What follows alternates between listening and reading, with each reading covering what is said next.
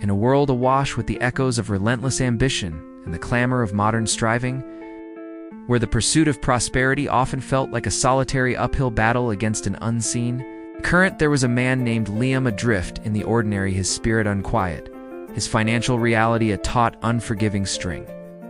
For years, he had chased the conventional currents, navigating the familiar pathways of education and stable employment.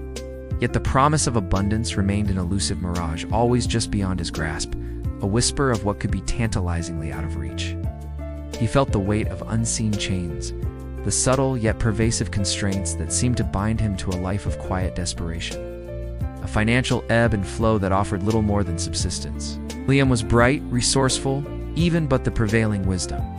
The incessant drumbeat of scarcity that permeated the collective consciousness held him in its grip, convincing him that true wealth was a prize reserved for the chosen few, a lottery winning, or a legacy bequeathed, never something forged from the crucible of an ordinary life. His days were a monotonous rhythm of clocking in and clocking out. Each paycheck a temporary reprieve from anxiety, never a true step towards the expansive freedom he craved. He devoured books on finance, attended seminars on investment, and religiously followed the advice of self-proclaimed gurus. Yet the needle barely budged. It was as if a crucial ingredient remained hidden, a fundamental truth, obscured by layers of complexity. One damp, forgotten evening, huddled in the dim glow of his laptop, a relic of a past that now felt impossibly distant, Liam stumbled upon an obscure, grainy digital archive. A collection of forgotten essays and raw interviews with figures who had shaped the very fabric of American enterprise.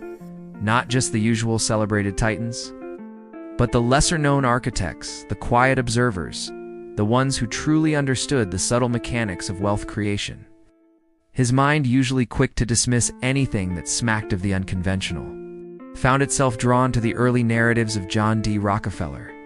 Not the ruthless magnate of legend, but the nascent entrepreneur, the methodical visionary, navigating the tumultuous waters of a nascent industrial era. Liam had, like many, absorbed the popular lore, the shrewdness, the relentless efficiency, the unyielding drive for monopoly. But this archive, a dusty corner of the internet, hinted at something deeper, a principle rarely spoken of, certainly never taught in business schools or celebrated in popular biographies. It spoke not of acquisition, but of an almost paradoxical act of strategic generative giving. A radical philosophy Rockefeller himself seemingly lived by in his lean formative years, a silent, almost spiritual understanding of economic flow. The articles, pieced together from fragmented personal letters and long-lost business ledgers, revealed that in his earliest, most vulnerable ventures, when capital was scarce and survival far from guaranteed, Rockefeller made a peculiar, seemingly counterintuitive move. Instead of hoarding every available cent for personal gain or immediate expansion, he would, with an almost religious consistency, dedicate a significant, often disproportionate portion of his meager initial earnings, his very first profits, not to his own direct accumulation, but to the sustained growth and robust capacity of his immediate ecosystem, his suppliers, his nascent workforce, and even the infrastructure of the communities where his businesses were just taking root. It was a principle of priming the well, not just drawing water. He saw wealth not as a fixed pie to be sliced, but as an ever-expanding garden, and he understood that by nourishing the soil, by ensuring the vitality and prosperity of those intrinsically linked to his operations, he was in essence investing in the very circulatory system that would inevitably return to him amplified and abundant. This was not mere charity. It was a profound, almost invisible act of generative self-interest, an understanding that true, unstoppable fortune wasn't built by taking, but by strategically empowering, by creating robust, thriving dependencies that would, through the natural laws of reciprocity and economic flow cycle, immense value back to the source. It was about planting trees that would yield a forest, rather than simply claiming the first few fruits. The revelation hit Liam with the force of a physical blow, a sudden blinding clarity that cut through years of ingrained scarcity mentality.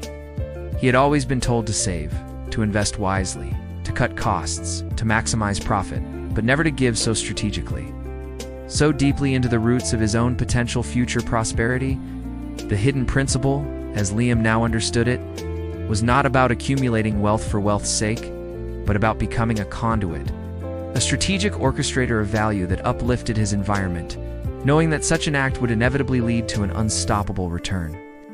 Inspired, yet profoundly intimidated, Liam decided to test this audacious theory. He had always harbored a modest ambition to create an online platform, a simple service to connect local artisans with a broader market, a passion project. He relegated to the back burner due to lack of funds and perceived opportunity. Now, with this new lens, he saw it differently. Instead of focusing solely on his potential profits, he dedicated his meager savings not to flashy marketing, but to providing free, high-quality professional photography for the struggling artisans. He aimed to help, giving them an immediate, tangible uplift in their presentation. Spent hours teaching them rudimentary online marketing skills, not charging a dime, even though his own time was precious and limited. He started a small online forum where these artisans could connect, share resources, and even collaborate, pouring his energy into fostering a genuine community rather than just a transaction platform. He offered free consultations, showing them how to price their goods fairly and sustainably, ensuring their longevity, not just his potential commission.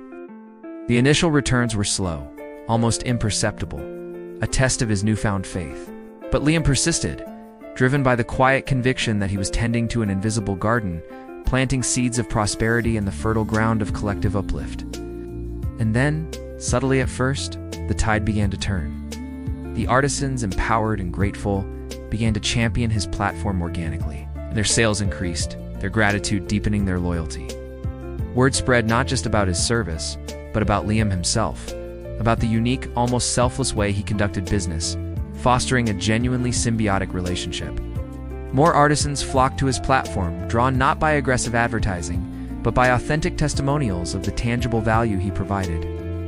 And with this exponential growth of his ecosystem, the financial returns, once a trickle, became a steady flow, then a veritable torrent. The commissions, the subscriptions, the spontaneous opportunities that arose from the sheer goodwill and expansive network he had nurtured became an unstoppable force. His fortune wasn't merely monetary. It was an abundance of purpose, connection, and a profound sense of contribution. Liam had not just built a successful business, he had cultivated a thriving community, transforming his own life by focusing on the prosperity of others first. He realized that Rockefeller's true, unheralded genius lay not in ruthless accumulation, but in a radical understanding of economic symbiosis. The profound, almost spiritual truth that by investing in the growth of the whole, one inevitably elevates oneself to a state of unstoppable, reciprocal abundance. This was the hidden principle, the profound secret that transformed his life, proving that the most direct path to unstoppable wealth often lies not in what you take, but in the generative power of what you strategically, generously, and intelligently give.